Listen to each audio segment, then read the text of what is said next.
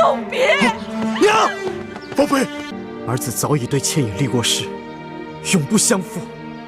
我若是再发一个假誓，那不仅是对倩影不忠，也是对您不孝。拖出去！王爷，王爷，你若杀了妻儿，贱妾此生已无可恋。王爷，就此永别！娘，宝贝，娘。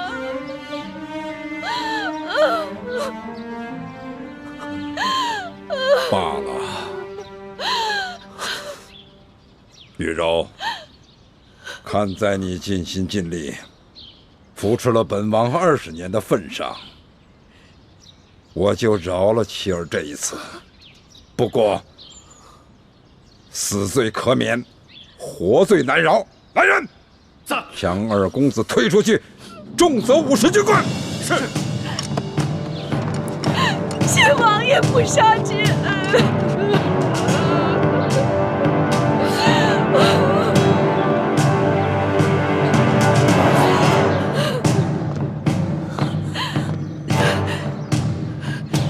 你给我千万忍住，不可露出任何破绽，不然你帮不了妻儿，反而会害了她。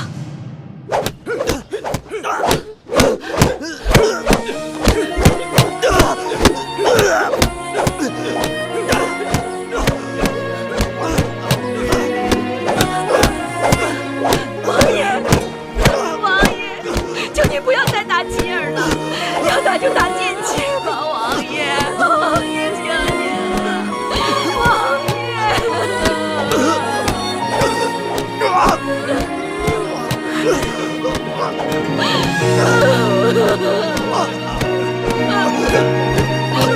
妻儿，我们不要再打了，王爷，求您了，王爷啊！打！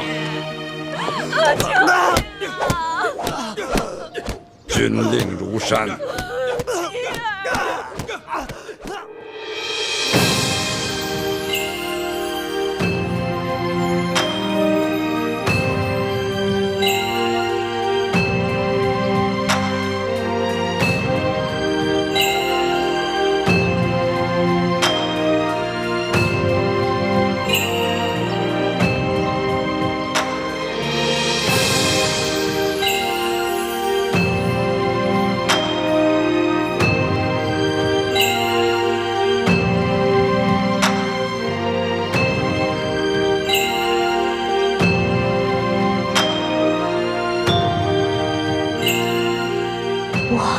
这么多美女啊，环肥燕瘦，春来秋菊，好漂亮。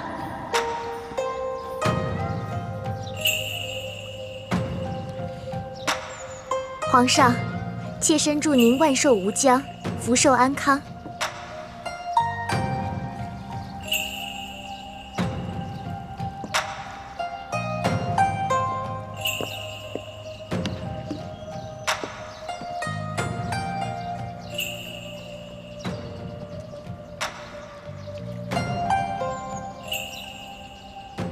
皇上，臣妾知道皇上朝政繁忙，常常睡不好觉，所以亲手为皇上缝制了一个荷包，荷包里装着12味中药和香料，既能驱蚊虫，又能安神解乏。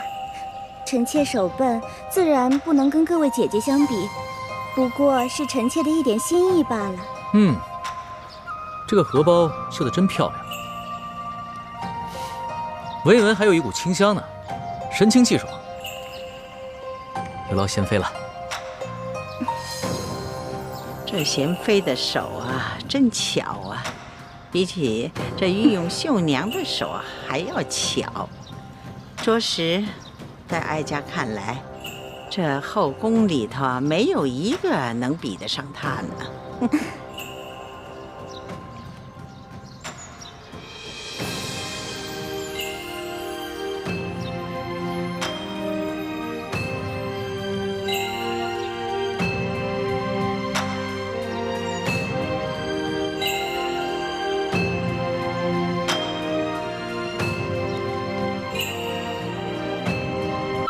就算天塌下来，他也能帮我扛着，让我特别有安全感。但是朱哥哥一心想着光复大明，对我跟他自己的要求特别高，就跟我爹似的，让我觉得特别没趣。我知道，我看得出来。可是从小爹跟各位师长就一直告诉我，我呢是朱哥哥的未婚妻，是将来大明的太子妃。这个称呼就好像是我这辈子最大的责任似的。其实我特别讨厌这种感觉，我不敢说，我又不敢反对。直到我遇上了龙小弟。虽然他是皇上，有的时候我看到他会觉得特别畏惧，可大部分的时候我跟他在一起都会觉得特别开心。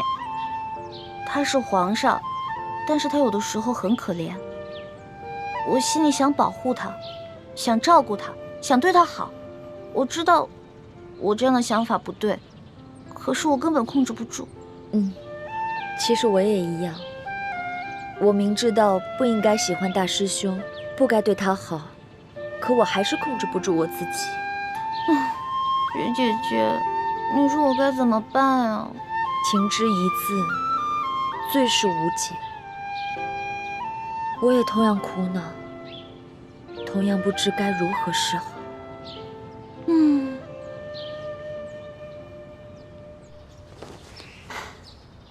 我刚刚收到牛角寨的飞鸽传书，上面说，刘德昭的继室夫人裘敏以及裘敏的弟弟裘贵，不知怎么的就从牢房里面逃出来，而且裘贵取出了暗藏的金银财宝，画了孟祥和和舒婉欣的画像，在江湖上放话，谁要是找出这二人，就重金酬谢。此事太子已经跟我说过，这都是索额图在背后安排的。这江湖上的三教九流，贪图重赏，必定会纷纷出动，寻找孟祥和跟舒婉欣。如果真让他们找到了，那倾城就危险了。岂止是倾城有危险，恐怕这太子和奕欢就都暴露了。那为今之计，只有派人先杀了裘贵，以绝后患。我去吧。裘贵跟他那些手下，在我眼里就是小菜一碟。姐姐的武功的确很高，天下无敌。但是姐姐，你不熟悉山西那边的情况，而且你不认识裘贵，所以还是我去吧。好，那就有劳雪衣居士，你辛苦一趟。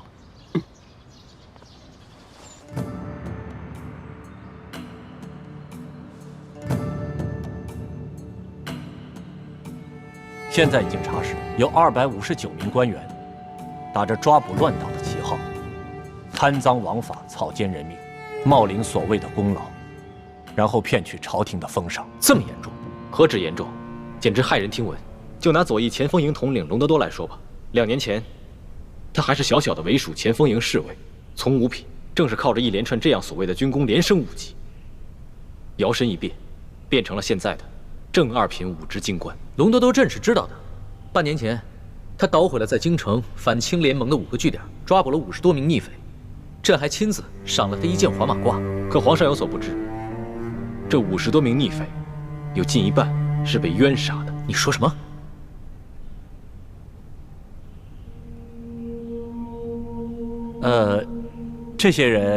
这些被冤杀的人，都是些遭受了旱灾、水涝的一些逃难的灾民，还有一些是在当地被地方的官员逼得进京城告御状的一些老百姓。既然这些人是被冤枉的，朝廷也派出了监斩的人，为什么他们不喊冤呢？隆德多为了坐实所谓的军功，在这些死囚上刑场前，都给他们灌下了哑药，让他们有冤难诉。真该死！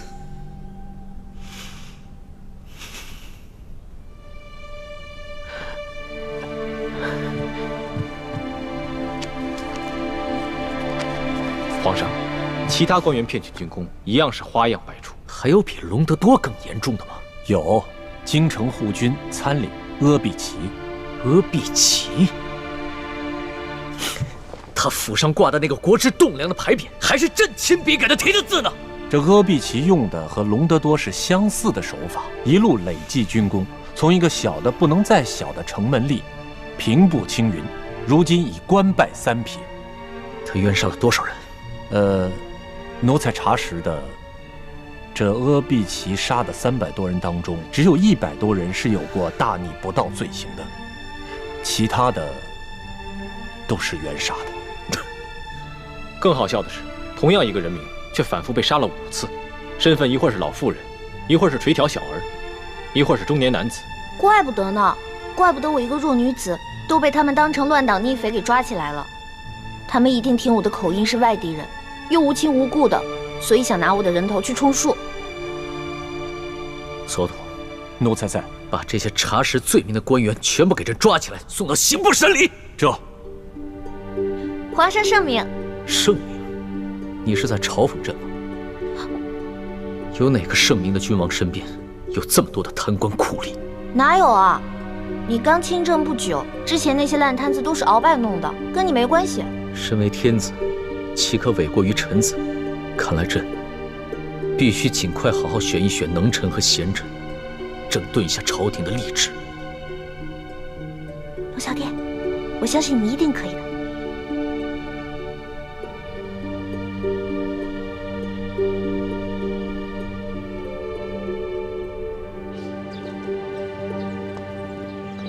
猪哥哥，你都瘦了，下巴都尖了。你呀，总算知道关心我了。其实是雪姐姐先发现的。猪哥哥，我总是习惯了你对我的呵护，却很少主动关心你。小丫头，干嘛跟我说这些？我知道你现在心里一定很难受。其实我也不好受，可是我也不知道为什么，我也不知道自己该怎么办才好。欢梅，你别说了，我明白你的心，我不怨你，我只恨我自己无能。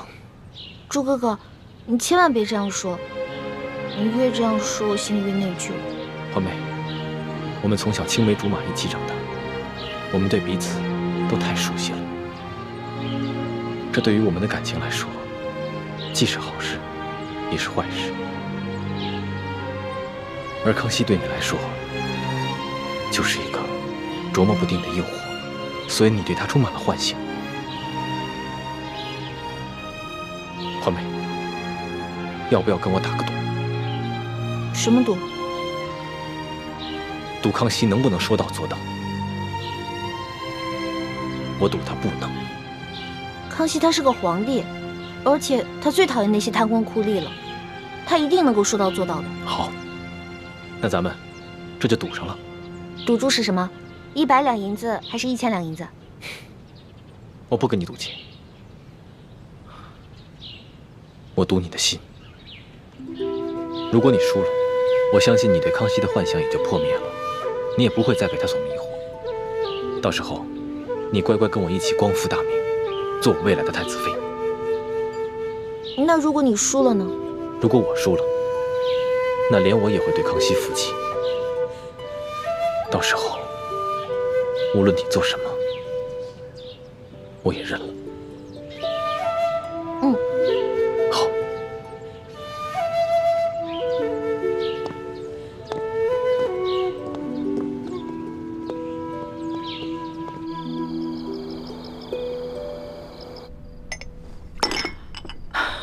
你说什么？皇上，大刀阔斧的整顿吏治，已将隆德多、阿碧琪等259名大小官员全部入狱问罪。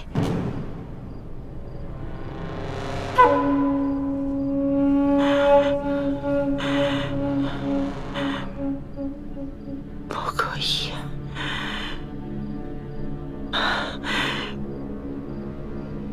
不可以，万万不可以！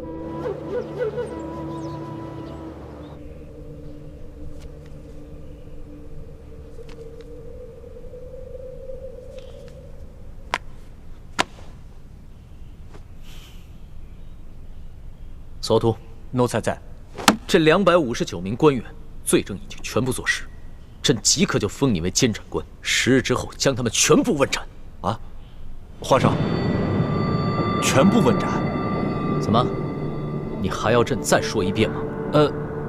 不用，皇上，奴才听明白了。奴才这几天偶感风寒，一直咳嗽不停，浑身发冷，然后还不停地冒汗，一直在咳嗽。奴才一直在坚持着办差，可是到了今天，为师觉得有点撑不住了。奴才想请皇上开恩，可不可以拖延几日让奴才办差，或者另外再派一个人去监斩？索托啊，你这病的可真是时候啊！真的，真有点撑不住了。行了，你回府养病去吧。奴才谢皇上恩典，奴才告退。老滑头。皇上，其实索大人办案倒是很利索，也很有章法，是个不可多得的能臣。只是他没想到，皇上会如此严惩这些贪官污吏。若是让他监斩的话，就相当于让他得罪了大半个朝廷。又想在朕的面前捞功劳，又不想得罪别人。是，只怕眼下这监斩官的人选是不好定了。毕竟谁也不想一下子站到大半个朝廷的对立面。臣倒是无牵无挂，但臣是个汉臣，名义上又只是一名太医。皇上让我在暗中协助索大人办案，这倒是可以。若是在明面上对臣委以重任，只怕不太好。朕明白，你不是怕事，你是愿意为朕效力的，但是朕也不能将你推到火堆上去烤。多谢皇上体恤。只是，眼下这监斩官，怕是无人敢胜任了。罢了，那朕就亲自监斩，狠狠杀一杀这朝中的歪风。龙小弟，你太厉害了，我支持你。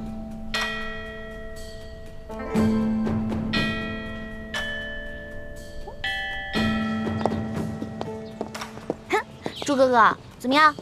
我都说了吧，康熙是个好皇帝，是个励精图治的好皇帝。现在就下结论，未免太早了吧？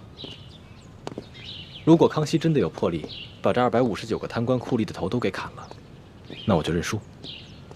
好啊，那就再等时日看看。好。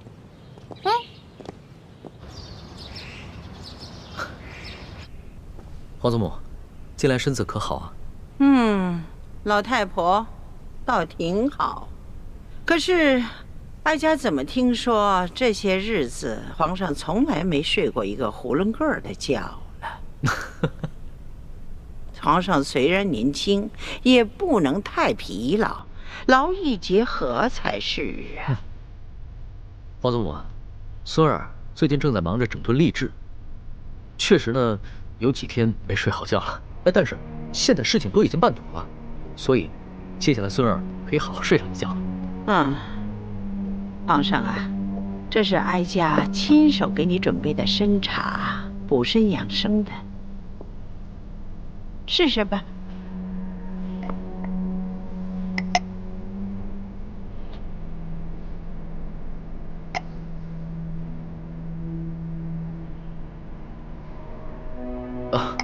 皇祖母，这杯参茶味道不错，就是汤色有一些稍浓，药味有些重。汤色浑浊，证明啊，这药味甚浓啊。这参茶呀，可以提神养肾呐。皇上日理万机，给龙体补补身子也是大有裨益呀。多谢皇祖母关心。再尝尝这个。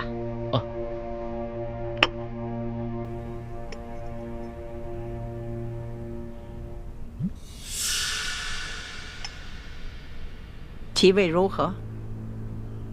皇祖母，这杯参茶汤色清澈，可是药味就没那么浓了，提神的效果也没那么好。是啊，水至清则无鱼嘛，浑水养鱼呀。皇祖母，您老人家似乎话里有话呀。是啊，哀家是有话要跟皇上说。听说皇上一怒之下，将259个大小官都拿下问斩了。是，皇祖母，这些人啊，贪赃枉法、草菅人命，都死有余辜。他们的所作所为啊，哀家也知晓。皇上要砍他们的脑袋，也是不为过。甚至有些人，你可以株连他9族，以儆效尤啊。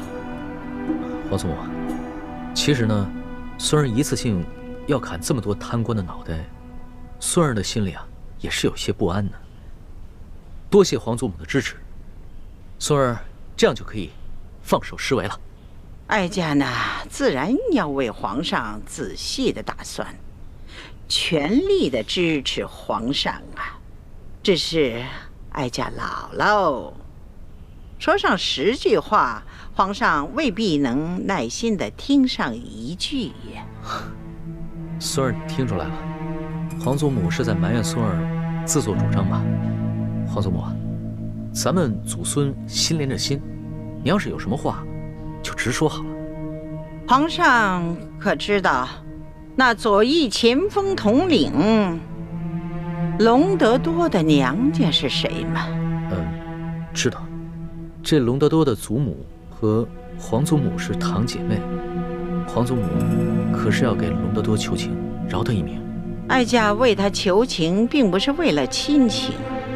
皇上，你要知道，你擒拿鳌拜，为什么被鳌拜收买的那些守军没有异动？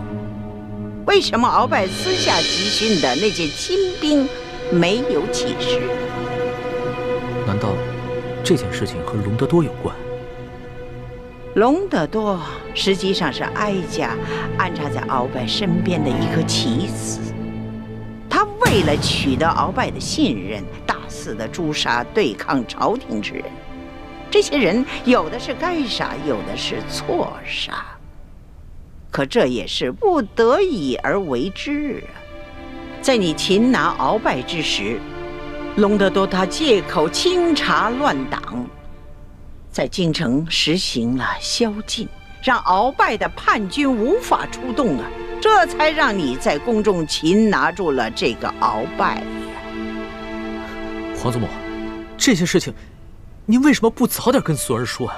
皇上，你虽然年轻，但是呢，你许多事情很有主见，未必会赞成哀家的某些手段，所以哀家呢就隐瞒了。好吧，那就算隆德多将功折罪，夺取爵位，革职为民吧。多谢皇上给哀家这老脸，那就恕哀家倚老卖老，要多向皇上讨几个人情了。皇祖母请说。皇上知道这朝堂的背后可是盘根错节呀，牵一而动十，牵十而动百。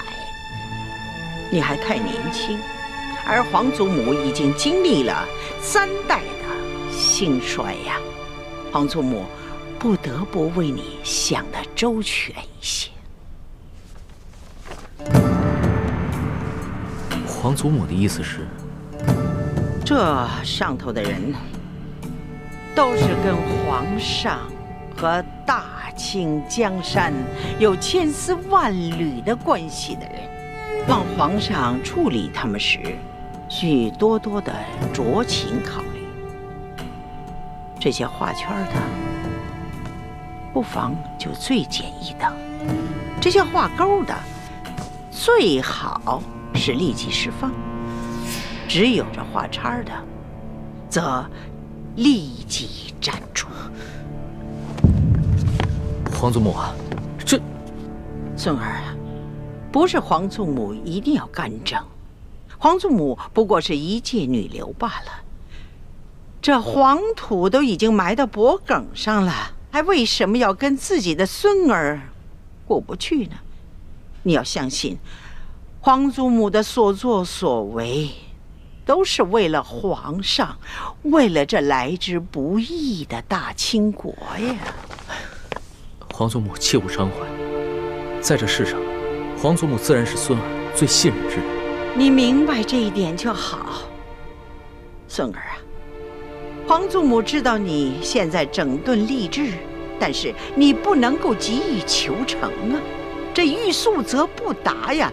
这病重之人下不得猛药。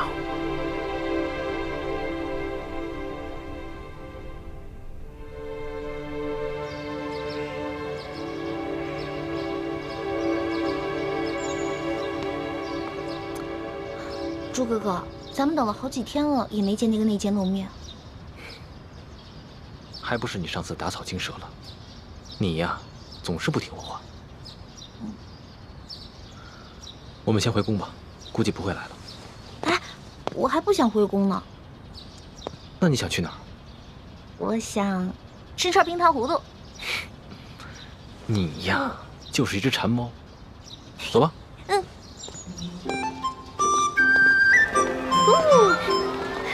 你慢一点，别转晕了。要吗？不给。哎，朱哥哥。早就说来这个地儿去一下，怎么样？不错吧？今天这天还真不错。是啊，我介绍的地方能错吗？哎，你这鸟的品种不错啊，我可是花大价钱买来的。哎呦，是吗？哎，我告诉你们，我还知道一家小店，那姑娘弹的一手好琴，那小曲儿唱的，哎呀，可了不得。是吗？是啊，这跟你们说啊，心痒痒的。哎，这样下次看看呀，我来做东。哎，朱哥哥，那不是隆德多吗？难道我眼花了？你没看错，为首那个是隆德多，跟在他身后的那个是阿比奇。怎么可能呢？他们现在不是应该在天牢吗？3天以后就问斩了。很明显，事情出现了变故。环美，看来你赌输了。不可能，一定是他们向索额图行贿，所以索额图把他们放出来了。索额图不是要钱不要命的人，而且，就算他们私自被放出了天牢，怎么可能无缘无故大摇大摆地出现在这里？不可能，龙小弟不会出尔反尔的。环美，别傻了。像隆德多、阿比奇这样的贵族子弟，就是爱新觉罗氏的鹰犬。就算这些鹰犬偶尔咬错了几只驯鹿野兔，那对他康熙来说，也不是什么大不了的事情。但是，一旦他失去这些效忠的鹰犬，那他的皇位就不稳了。不可能，龙小弟不会说话不算数的，他不会骗我的。环美。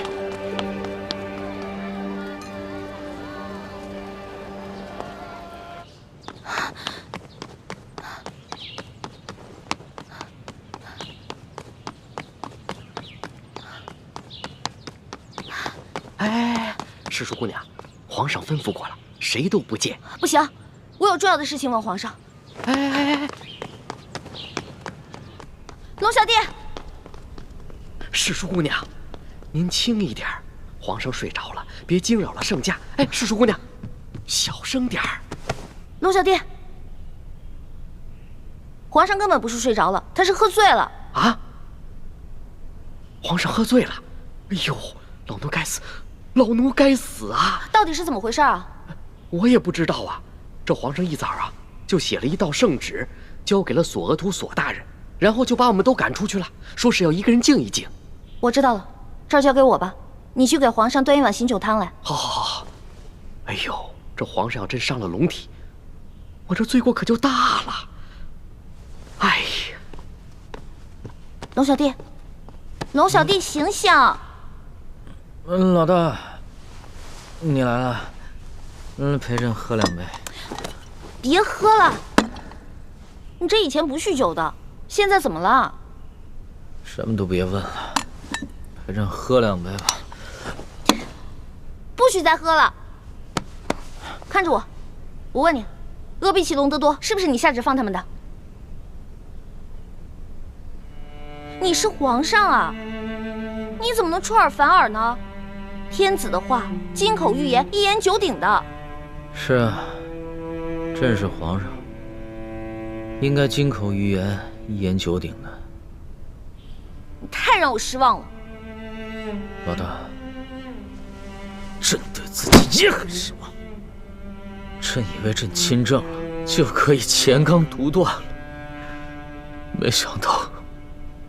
而且我就不明白了，你是皇上啊，你想做什么就做什么，而且你要杀的都是那些死有余辜的贪官污吏，既不违反大清律例，又顺应民心啊。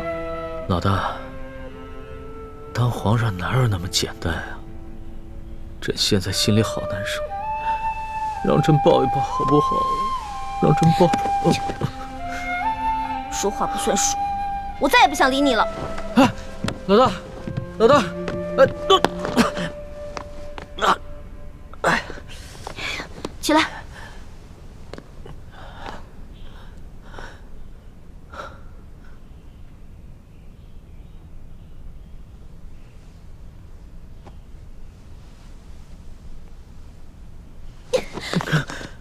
你就是个大骗子，我再也不想理你了。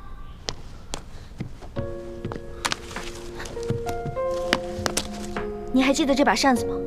还记得上面的字吗？你曾经说过，你不会让你的耳朵变成摆设。可是如今我才知道，你不仅是一条装聋作哑、没脚没爪的龙，你根本就是一条虫。是一座红尘的城墙，煎熬过你给的苍茫，用半世的真换一世的伤，奈何不了无言过往。如果真心总喜欢流浪，谁会陪我遥望夕阳？用痴心的苦换天真的想，思念比毒药更传唱。我不能和你在一起，相遇是最痛的别离。如果我不是我，你不是你，其实这就是我要的意思。你要记得曾经答应过我的那些话：消除贵族特权，革除积弊，整顿吏治，让全天下的老百姓都过上好日子。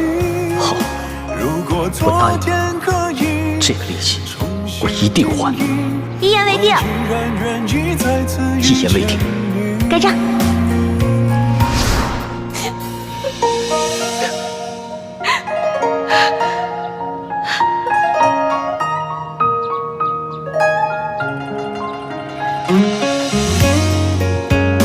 龙小弟，我这个老大可能要先行一步了。别说胡话，咱们两个是拜过把子的，说好有难同当，同生共死的，所以为了我，一定要撑下去。龙小弟，我也好想陪你回京城。放心吧，我还想去收那些你欠我的利息。放心吧，人不死，账不来，一定要好好撑着。要是你不在，我来账了怎么办？你不会来账的，因为你是一个好王。我之前说过，你是天底下最不该爱的人。可是我现在收回这句话，你真的很好。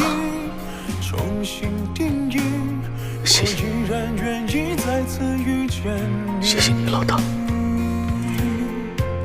谢谢你，所以一定要撑住。相遇是最痛的别离，如果我不是我，你不是你，眼泪就失去爱的意义。我不能和你在一起，康熙他骗了我，康熙他骗了我。如果昨天可以重新定义，我依然愿意再次遇见你。如果昨天可以重新定义，我依然愿意再次遇见。朱哥哥，我输了。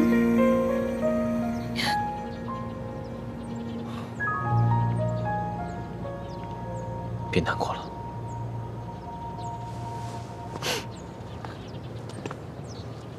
环美，我早就说过了，康熙在微服私访的时候，考虑的或许真的只有百姓。可他一回到这紫禁城，回到金銮殿，考虑更多的是他的皇位。朱哥哥，我问你，如果有一天你当上了皇上，你会不会跟康熙一样，在你心里最重要的是黎民百姓，还是你的皇位？你要说实话，不许骗我。如果有一天我做了皇帝，康熙没能做到的，我都能做到。你说的是真的吗？我永远不会骗你。我跟康熙不一样，他从小生长在宫里，而我从小生长在民间。我对老百姓的感情和他对老百姓的感情是不一样的。我远比他了解民间的疾苦，朝廷的积弊。环梅，如果有一天我骗了你，就让我天打雷劈，不得好死。我不用你发这些毒誓，我相信你，朱哥哥。最起码你没骗过我，不像康熙那样。我现在终于知道为什么师父跟爹要光复大明，扶你登基了。环梅，你终于想明白了。我想明白了，而且通过这次山西微服私访，我也看明白了很多以前没有看明白的事情。像我们以前那样小打小闹，这里诛杀一个恶霸，那里铲除一个贪官，不过是图一时的快意恩仇，根本没有办法把老百姓从水深火热当中解救出来。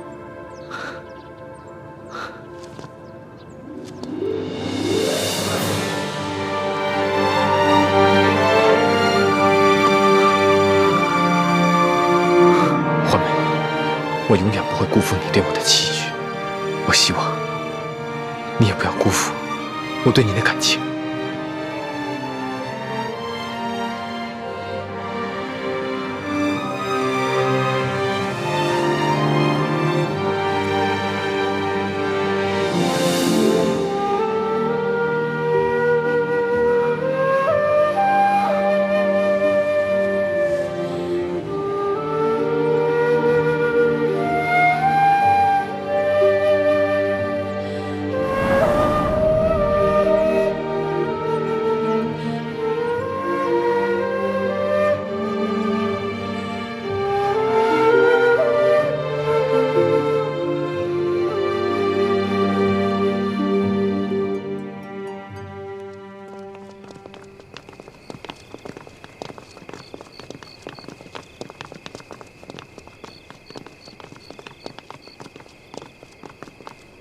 皇上吉祥。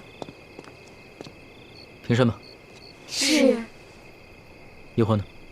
回皇上，诗诗姑娘已经安歇了。你们先退下吧。是。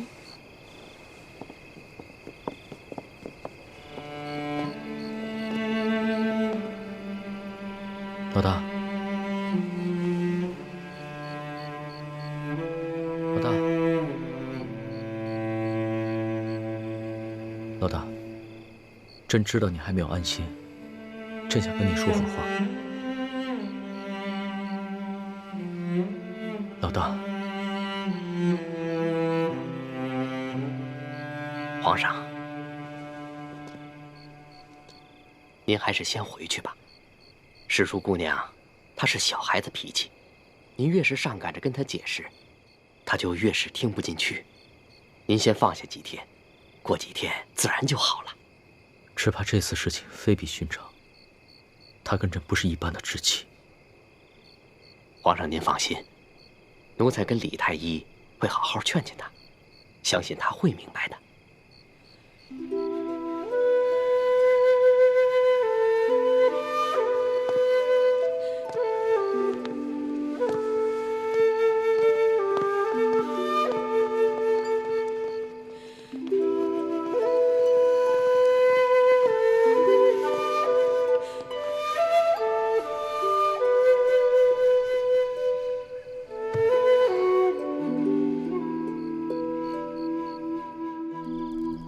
真没想到，康熙会临时改变主意。这样一来，你打算借机挑起清廷内乱的计划，怕是落空了。虽然计划落空，但欢妹及时醒悟了，也算是意外之喜。啊，那就恭喜大师兄了。这样一来，小师妹就能收回对康熙的心思，一心一意地对待你了。只怕这付出的感情，不是说收回就能收回的。但愿吧。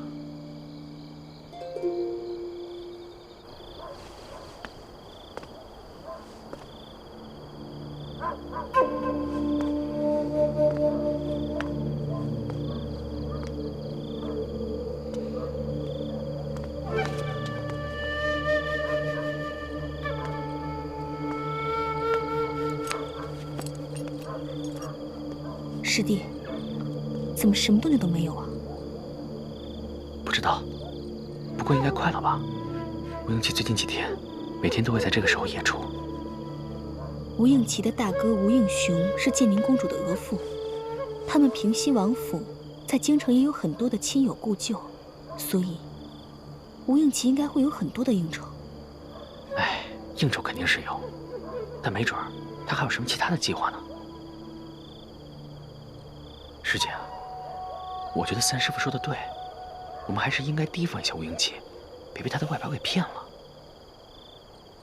你别提我爹了，我爹根本就没把我当成他的亲生女儿，他只喜欢一欢一个人。哎，你可千万别这么说你爹啊！三师傅其实很疼你的。你还记得上次你赌气出走，三师傅在门口眼巴巴地等了你一晚上。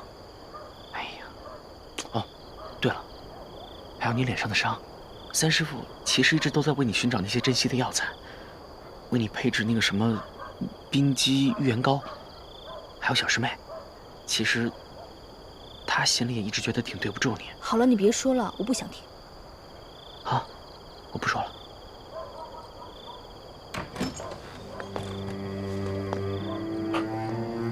二公子，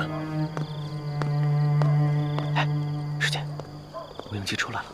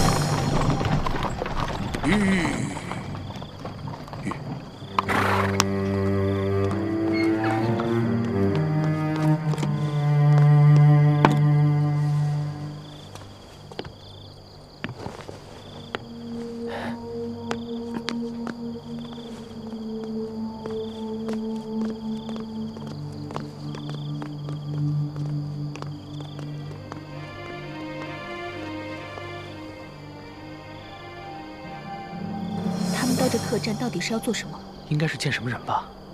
师姐，你在这守着，我跟进去看一下。嗯。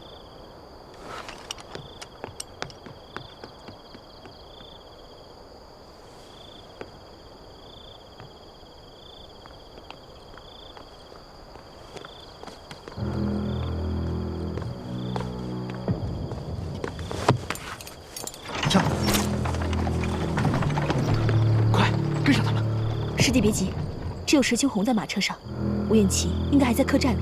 哎，师姐，你看走眼了，那个驾马车的根本就不是石青红，而是吴应奇。他们刚刚在客栈里互相换了装束。难怪石青红今天一直带着竹笠，我这居高临下的看不清他的脸。原来他们在玩障眼法。吴应奇如此小心谨慎，只能说明一点，他在干的肯定是一个见不得人的事儿，说不定真的跟金钥匙有关。走。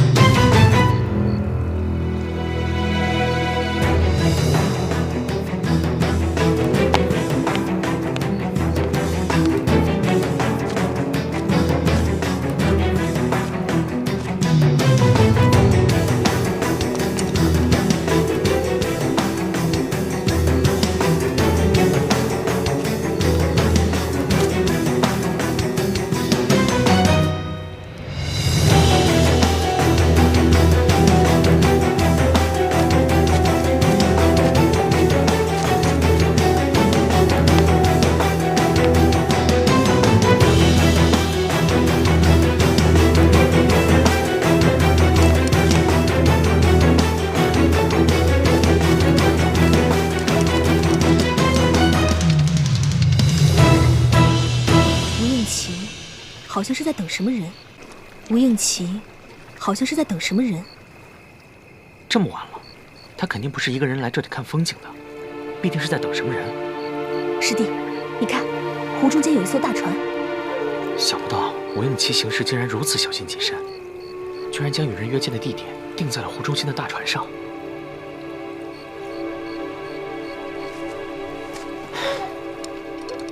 樊师姐，你该不会到现在还认为吴应奇只是一个胸无城府、只懂得琴棋书画的文弱书生吧？可是也有可能是吴三桂的指示吧？你别再拿这些借口自己骗自己了，好不好？师姐，三师傅那边我可以替你打掩护，不过三师傅说的对啊，吴应奇他毕竟是贼人吴三桂的儿子，我们不可以不防。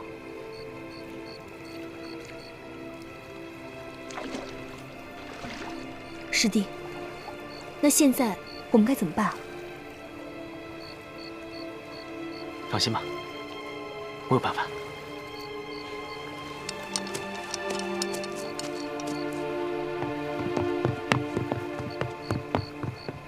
二公子，二公子，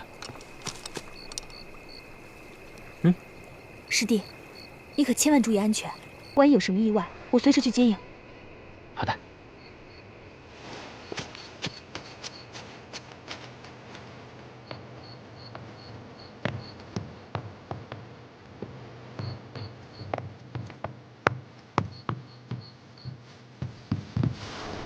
二公子，坐吧。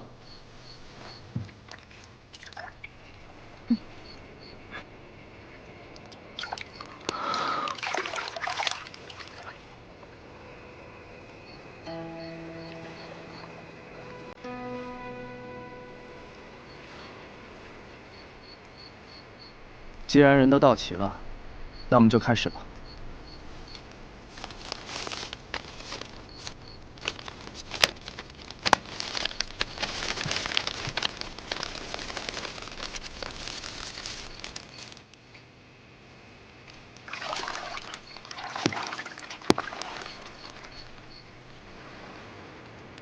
心里的任务，大家都记住了。记住了。既然记住了，知道该怎么办吧？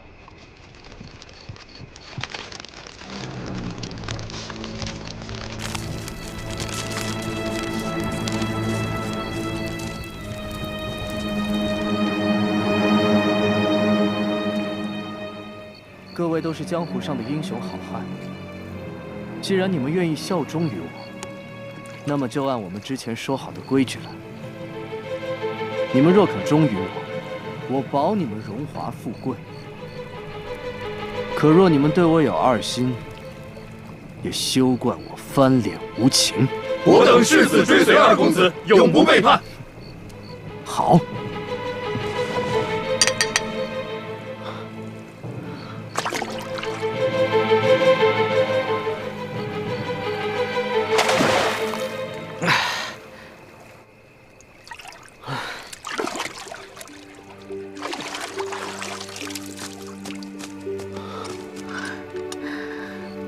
吴应奇约见的都是些什么人？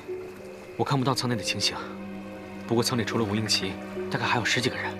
听他们说话和呼吸声，个个武功高强，应该都是江湖中的好手。吴应奇有提到这些人的名字和身份吗？没有啊，本来在这种地方约见就已经十分安全了，可吴应奇还是十分小心，出言谨慎，连即将布置的任务都是写在密信上的，我打探不到更多的消息了。师姐，现在你应该明白了。吴应奇其实很难对付，以前都是我们小看他了。也可能，吴应奇没你说的这么可怕。这些江湖中人，应该都是吴三桂暗中网罗的。他只不过是受他父亲的指派，和这些人接头罢了。至于那些密信，也有可能是吴三桂提前写好的呢。不对，吴应奇绝非一语之辈，他心机很深，好像在暗中谋划着什么事情。对了，那些江湖之人宣誓的时候，也口口声声地说效忠的是他吴应奇，而非吴三桂。师姐，我觉得三师傅说的对，你现在是被吴应奇给蒙蔽了，丧失了应有的判断。我哪有？我只不过只是在分析另一种可能性罢了。小心驶得万年船。不管怎么说，我们以后跟他打交道的时候还是小心一点吧，千万不要利用他不成，反而被他给利用了。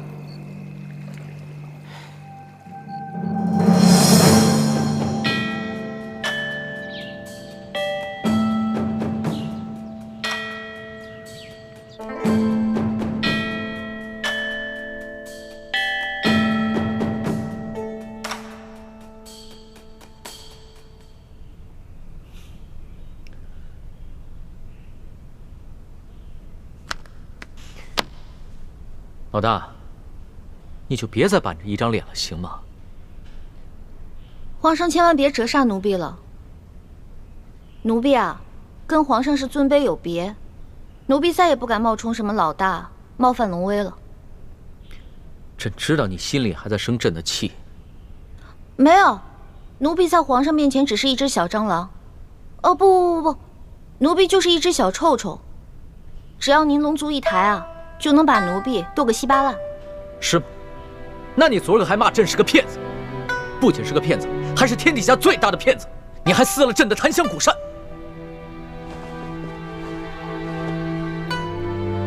奴婢得了失心疯了，求皇上治罪，奴婢罪该万死。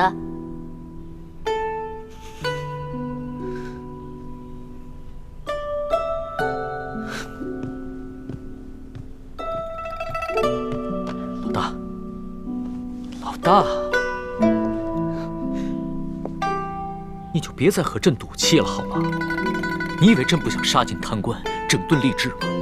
朕想，朕做梦都想。可是朕这个皇帝也不是万能的呀。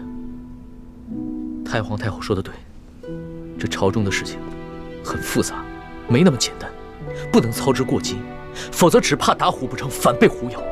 朕只能徐徐图之，你要体谅朕的苦衷啊。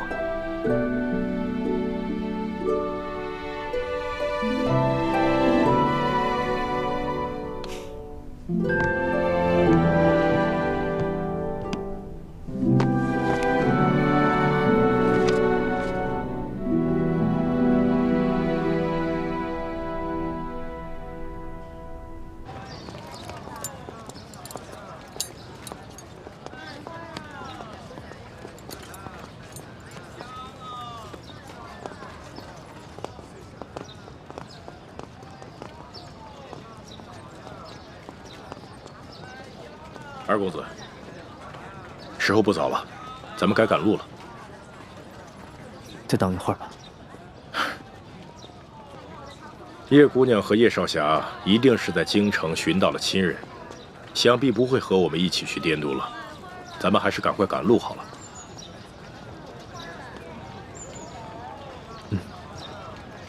来，二公子请。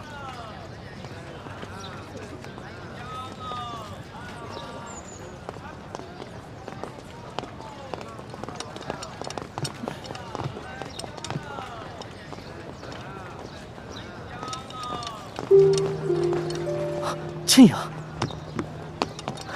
倩影，叶兄弟，二公子，二公子，我还以为今生再也见不到你了。所以说这就是缘分。我们原计划在京城投亲，但找了许久也没有找到。听说是以前搬到外地了。我本想在京城找一家镖局落脚，但是我妹妹一直拉着我，让我来投靠二公子。不知二公子可否收留我们兄妹二人？这还用问吗？求之不得啊！请。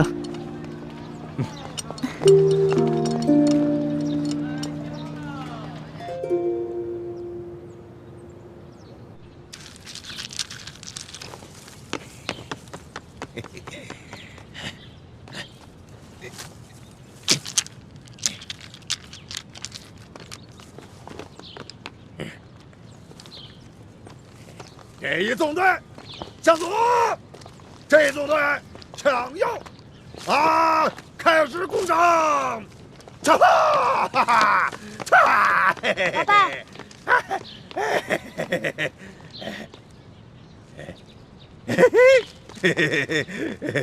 有人来了，有人来看我了。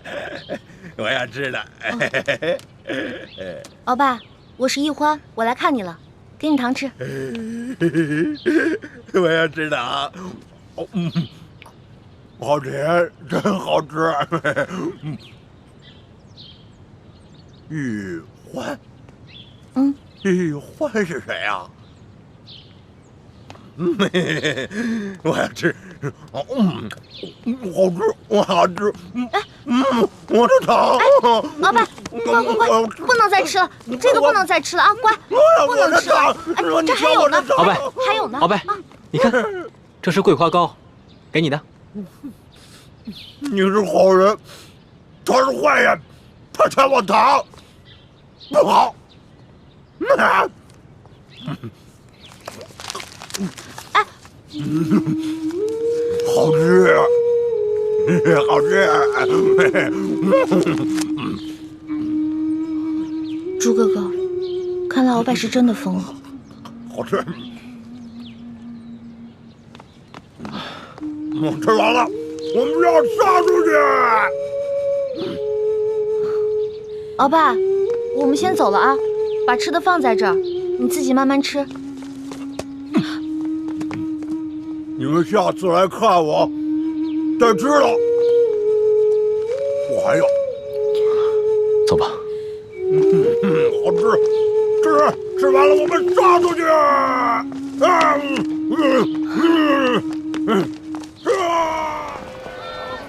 以前呢，我觉得鳌拜很残暴，很可恨。可是他疯了以后，今天又看到他这样，我真的觉得他很可怜。你觉得他可怜，说不定他自己觉得很快乐呢。他这一生，前半辈子替爱新觉罗一族打天下，后半辈子在朝堂上和其他3个顾命大臣斗得你死我活，未必有现在的日子过得自在。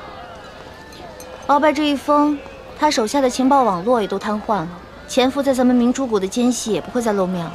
现在形势很复杂，樊师妹跟叶师弟跟着吴应奇去了云南，继续打探1号金钥匙的下落。希望他们能顺利找到金钥匙，咱们也顺利找到真的铜匣，再找出潜伏在明珠谷的奸细，这样咱们就可以撤出紫禁城了。欢妹，你不是一直打算继续留在宫里吗？那是以前，现在康熙已经不是我的龙小弟了，我不想再继续留在那个骗子身边了。走吧。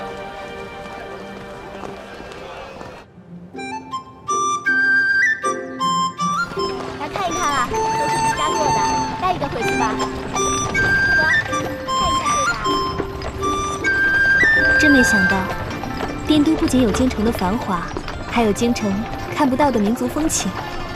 对啊，其实滇都啊还有很多好玩的地方。等我这次见了我父王之后，我带你们再好好逛逛。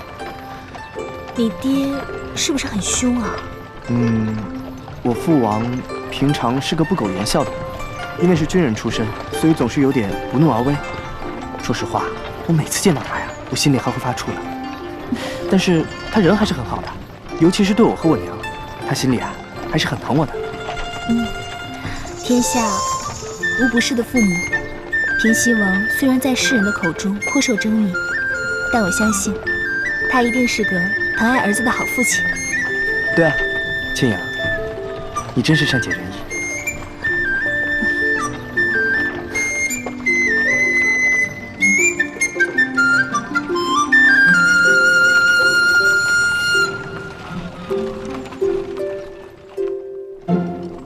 二公子辛苦了。王爷有命，要二公子一回来，速去复命，不得耽搁。好，我这就去。叶兄，倩影，我娘和我喜欢清静，所以自行冠礼之后，我娘就随我搬出了王府。这样甚好。倘若真是平西王府的话，只怕我们兄妹2人还不敢踏入了。吴嬷嬷，这位是叶兄弟，叶姑娘，你要为他们安排最上等的客房。二公子放心，昨一接到消息，我就准备好了，一切用度都安排了最好的。哎，对了，让你准备的药材，你准备齐了吗？大多都准备好了，都是双份，但唯有一味雪肤草只找到了1份。倩影，你看，为你调制药膏的药材，咱们可找齐了。可是，皇上命你把1份药材送往京城，这雪肤草却只有1份。皇上那边啊，咱们再想办法。当然是先给你找齐了药钱。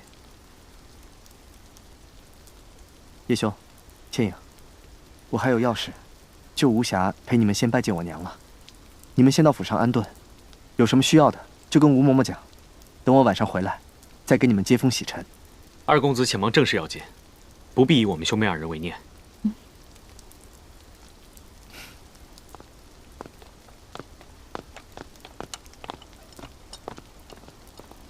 这二公子连衣服都来不及换，看来定是有要事。叶公子，叶姑娘，请。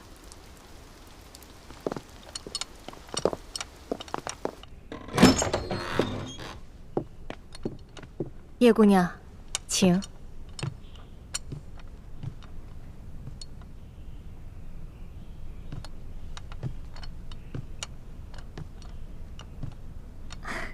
叶姑娘，看看，还有什么短缺的？哦，没有了，都挺好的，有劳了。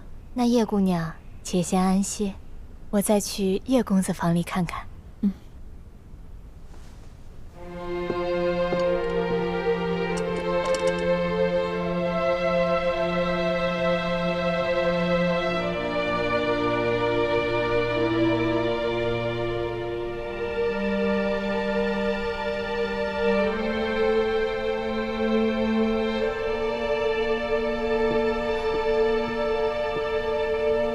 奴婢望月奉主母之命来请叶姑娘一见。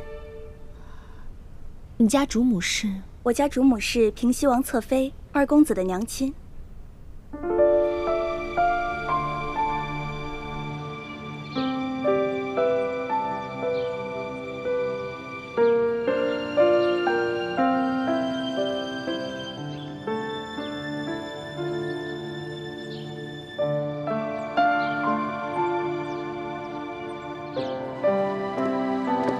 请。平西王侧妃就住在这里吗？我家主母喜欢清静。叶姑娘，这边请。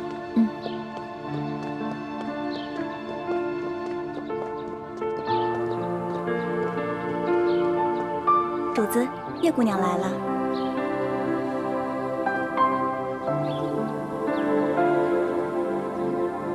民女叶倩影拜见王妃。不必多礼，看茶。是。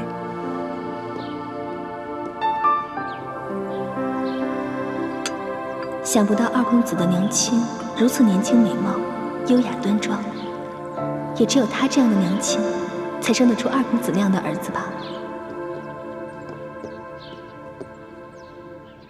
我琪儿在家书上说，叶姑娘是她新结识的朋友。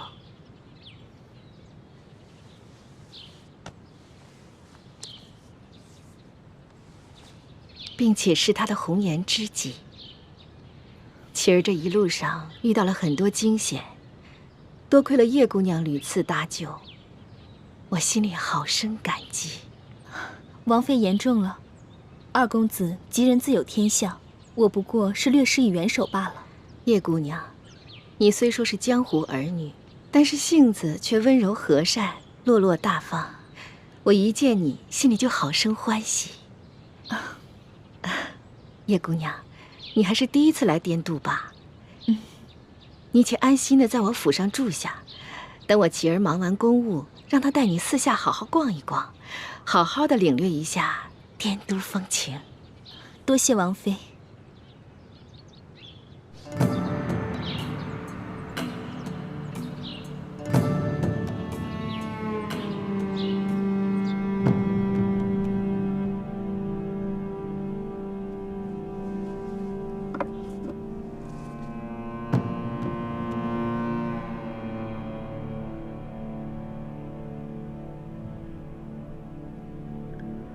杏儿，你仔细看看，这是否就是当初父王给你的那把金钥匙？